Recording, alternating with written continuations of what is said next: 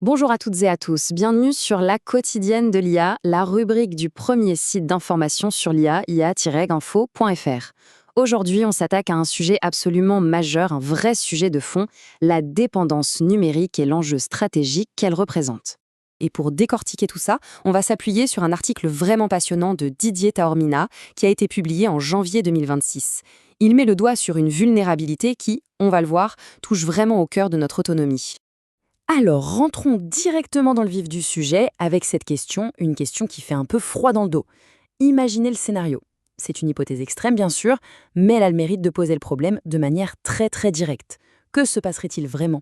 Est-ce qu'on est seulement préparé à ça? Bon, pour s'y retrouver et pour bien comprendre les enjeux, voilà le plan de match. On va commencer par faire un constat simple, celui d'une dépendance massive.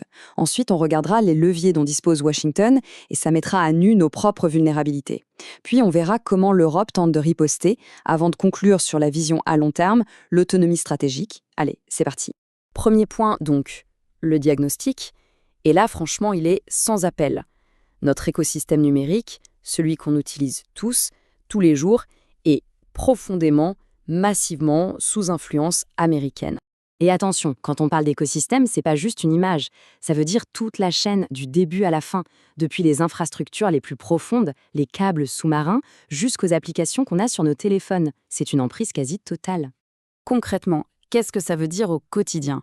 Eh bien, ça veut dire que les services d'informatique en nuage, le fameux cloud qui héberge une immense partie de nos données, est dominé par Amazon, Microsoft et Google. Nos ordinateurs tournent sur Windows, nos téléphones sur Android. Et même nos outils de travail et nos réseaux sociaux, là où on débat, sont contrôlés en grande majorité depuis les États-Unis. Ce graphique, il est super parlant, parce qu'il met des chiffres très clairs sur ce qu'on vient de dire. Regardez un peu la part du marché de l'infonuagique en Europe. Les trois géants américains, Amazon, Microsoft et Google, se partagent la quasi-totalité du gâteau. Ils ne laissent que des miettes aux autres. C'est l'illustration parfaite de cette dépendance. Ok, donc on a compris qu'on était dépendant. Mais la vraie question, c'est « et alors? En quoi c'est un risque ?» Eh bien, la réponse, elle se trouve dans les outils, notamment juridiques, que Washington a à sa disposition pour exercer son influence. Et l'outil le plus connu, le plus emblématique, c'est celui-ci, le Cloud Act de 2018. Le principe, il est à la fois simple et assez redoutable. Il autorise les autorités américaines à exiger l'accès à des données stockées par des entreprises américaines, peu importe où ces données se trouvent physiquement dans le monde. Donc oui, même si elles sont sur un serveur en plein cœur de l'Europe. Et la conséquence de ça, elle est parfaitement résumée ici. Ça crée une situation très compliquée, une collision juridique. D'un côté, on a le droit américain qui peut exiger l'accès aux données, et de l'autre, on a notre droit européen, le RGPD, qui est censé protéger ces mêmes données. C'est un véritable casse-tête juridique et un risque pour toutes les entreprises européennes. Alors bien sûr, il faut quand même nuancer. Cette vulnérabilité, elle ne touche pas tous les secteurs de la même manière.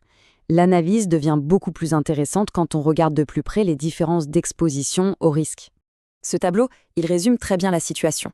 On voit clairement que l'informatique en nuage est en première ligne, avec un risque qu'on peut qualifier de structurel. Pour les réseaux sociaux, le risque est d'une autre nature. C'est plus un enjeu démocratique, informationnel.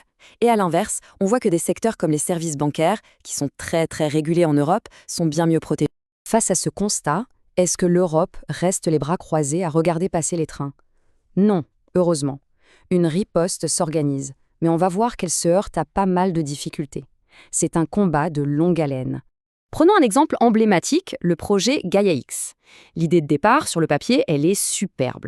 Créer un cloud européen, souverain, interopérable, tout ce qu'on veut. Mais la réalité du terrain, elle est beaucoup plus compliquée. Le projet avance lentement, il est freiné par des désaccords politiques et surtout par la difficulté immense de venir concurrencer des géants qui ont des années d'avance et des milliards à investir. L'autre grande carte que joue l'Europe, c'est celle de la loi, de la régulation. C'est même devenu sa marque de fabrique. Ça a commencé avec le RGPD pour la protection des données, et plus récemment, on a eu deux textes majeurs. Le DMA pour mieux encadrer le marché, et le DSA pour responsabiliser les plateformes sur les contenus qu'elles hébergent. Bon, tout ça nous amène à la vision finale. C'est bien beau de riposter, mais pour aller où? Quel est le but du jeu à la fin? Eh bien, c'est de construire, pas à pas, une véritable autonomie stratégique. Et là, attention, l'idée, c'est pas de tout couper du jour au lendemain. Ce serait irréaliste. Non, c'est plutôt une construction patiente, progressive, qui doit s'appuyer sur plusieurs piliers. Il faut investir massivement en recherche, bien sûr. Il faut unifier notre marché pour faire émerger nos propres champions. Il faut aussi nouer des partenariats intelligents. Et évidemment, il faut mettre l'argent sur la table. Ce qui est vraiment, vraiment important de saisir ici, c'est que le but, ce n'est pas de tomber dans le protectionnisme. Il ne s'agit pas de fermer les frontières numériques. Pas du tout. L'objectif, c'est de regagner la capacité à faire nos propres choix, de ne plus subir, mais de pouvoir décider souverainement de notre avenir dans les domaines qui sont critiques pour nous. Et on va finir là-dessus avec la question qui finalement résume tout l'enjeu. Au-delà de la technique, au-delà de l'économie, c'est bien de ça dont il s'agit. Comment reprendre la maîtrise des outils qui sont en train de façonner non seulement nos économies, mais aussi nos démocraties? C'est une question immense qui nous concerne tous. Voilà pour ce décryptage, j'espère que ça a permis d'éclaircir les choses. Et bien sûr, pour aller plus loin et suivre ce sujet de près, retrouvez toute l'actualité autour de l'intelligence artificielle sur le portail ia-info.fr. Merci de votre écoute et à très bientôt.